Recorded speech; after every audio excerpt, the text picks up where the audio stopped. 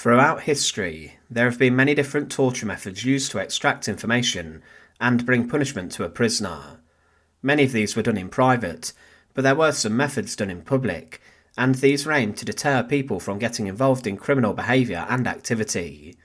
On market days inside of England over the centuries, it was common to see men and women being locked in the stocks or the pillory, and this was public humiliation, aimed to shame the perpetrator and to prevent them from doing the crime again.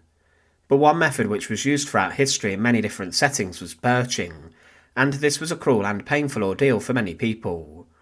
It was similar to whipping or flogging, but specifically birching utilised a bunch of leafless twigs bound together to strike someone. Welcome to the fortress. Join us today as we look at birching, and to support our channel, please make sure to subscribe. A birch rod was not usually a single stick, but it was made from a branch of trees, such as willow, which had been bundled together, and could be used to whip and beat a prisoner. One particular type of this, a hazel rod, was known to have been particularly painful. If the branches were heavier or longer, this could also be more painful, and in Dartmoor prison, the senior birch weighed 16 ounces and was 48 inches long, allowing guards a big swing to smash the prisoner with the whip. Inside of the Royal Navy, in the 1860s, they turned their back on using the cat-o'-nine-tails to whip sailors, as it had a bad reputation and was used inside of prisons.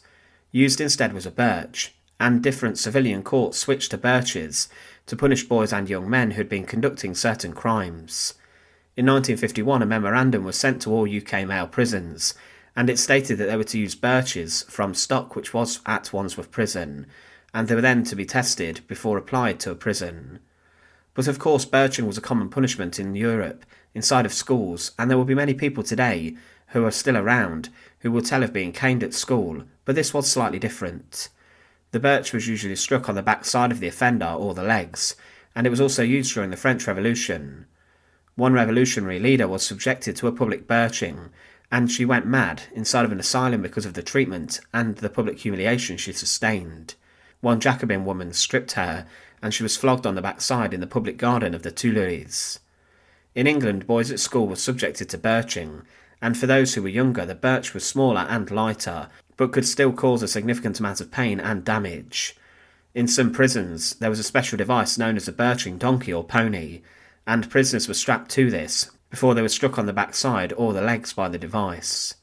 It was a simple and straightforward punishment. However, birching for many was a terrible and tough ordeal, and with this many people were haunted for the rest of their days by their treatment.